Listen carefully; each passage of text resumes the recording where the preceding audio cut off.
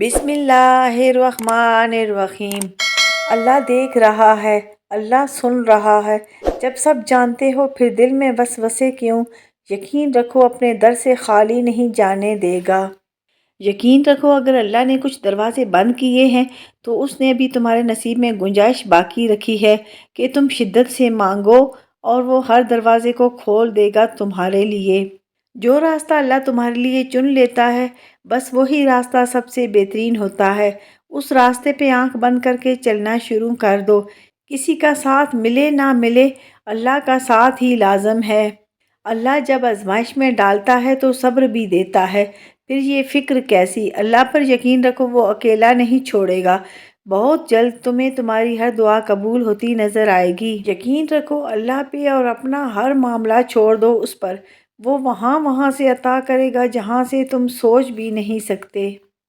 اگر معجزے چاہتے ہو تو اللہ کی قدرت پر، اس کے فیصلوں پر اور اس کی رحمت پر اندھا اعتماد کر لو۔ جب دل میں مایوسی نہیں ہوگی، وسوسے نہیں ہوں گے، تب اللہ معجزوں کی برسات کر دیتا ہے۔ ساری بات وفا کی ہوتی ہے۔ زندگی کی جنگ تب جیتی جا سکتی ہے جب ساتھی کا ساتھ ہو۔ وفا ہونی چاہیے، پھر کوئی بھی رشتہ تھکتا نہیں ہے اور ہر بڑی سے بڑی تکلیف، دکھ، درد اور بیماری سے لڑا جا سکتا ہے۔ مگر اب یہ نایاب رشتے بس کہیں کہیں نظر آتے ہیں۔ اللہ آہستہ آہستہ تمام دنیاوی سہاروں کو آپ سے الگ کرتا ہے، اس لیے نہیں کہ آپ بے سہارا ہو جائیں، بلکہ اس لیے کہ آپ کو رب کا سہارا صاف اور نمایاں نظر آئے، تاکہ آپ ہمیشہ ہمیشہ اللہ پر بھروسہ رکھیں۔ کبھی کبھی ہم ہار جاتے ہیں، زندگی ہر پل تھکا دیتی ہے، بے بسی ہوتی ہے اور ہم ہوتے ہیں۔ تکلیفیں عزیز تھے اور غم پہلو بہ پہلو ہمارے ساتھ ساتھی بنتے جاتے ہیں۔ الفاظ کہیں کھو کر خاموشیاں تھما دیتے ہیں اور پھر سرگوشی اور خاموشی میں دل چاہتا ہے کہ رب بس سن لے اور ہماری دعاؤں کو کن سے فیکون کر دے۔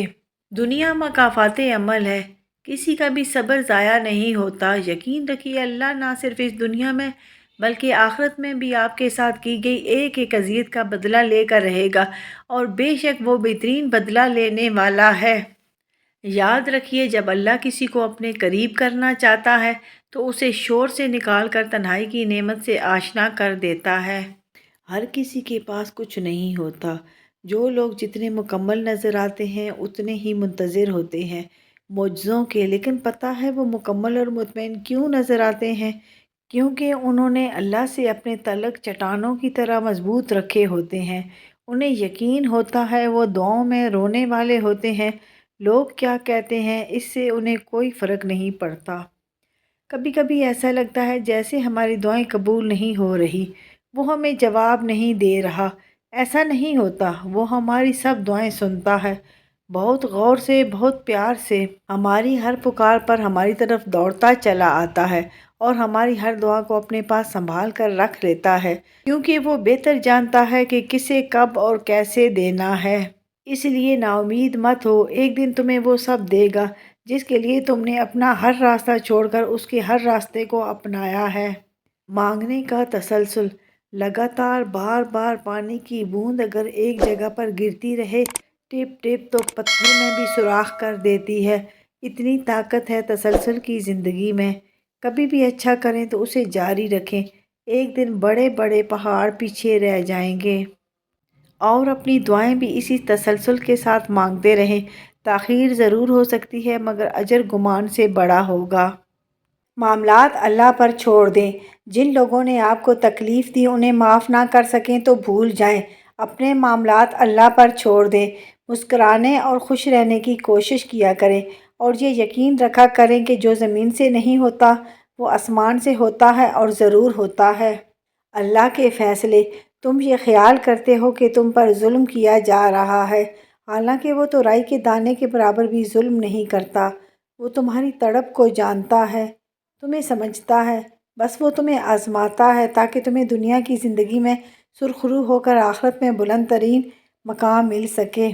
اللہ سے بار بار دعا مانگنا، صبر سے مت اکتائیں، اگر اللہ چاہتا تو پلک جھپکنے سے پہلے آپ کی خواہش پوری کر دیتا۔ اس سے آپ کی امید اور فکر کے آنسو پوشیدہ نہیں، وہ آپ کی حالت کو ٹھیک کرنے سے عاجز نہیں ہے۔ لیکن وہ ان لوگوں سے محبت کرتا ہے جو بار بار دعا مانگتے ہیں۔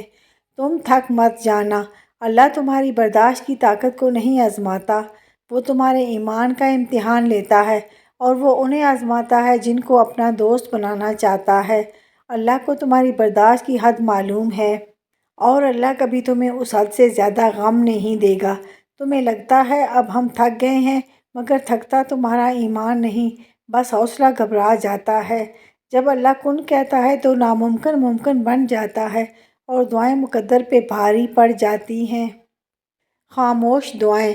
جب آپ کو یوں لگے کہ اب آپ تھک گئے ہیں اور دعا بھی نہیں مانگ سکتے تو خالی ہاتھ پھیلا دیا کریں، اور آپ کے پھیلے ہوئے ہاتھ اس بات کی گواہی دیں گے کہ آپ خالق کائنات کے محتاج ہیں، اور بے شک خالق کائنات خاموشیوں کو بھی جانتا ہے۔ رسول اللہ صلی اللہ علیہ وآلہ وسلم نے فرمایا، جو شخص مجھ پر درود شریف پڑھنا بھول گیا اس نے جنت کا راستہ بھلا دیا۔ اللہم صلی علی محمد وعلی آل محمد کما صلیت علی ابراہیم وعلی آل ابراہیم انک حمید مجید۔ اللہم بارک علی محمد وعلی آل محمد کما بارکت علی ابراہیم وعلی آل ابراہیم انک حمید مجید۔ یا اللہ میرے والدین کو صحت، زندگی اور تندرستی عطا فرما اور بڑھاپے میں ان کے لیے آسانیاں فرما دے، آمین ثم آمین۔ یا اللہ مجھے سدا سہاگن رکھنا۔ اے عرش والے رحم کر، فرش والے بڑی مشکلات میں ہیں۔ کروڑوں درود و سلام اس ذات پر جو وجہ کائنات ہے۔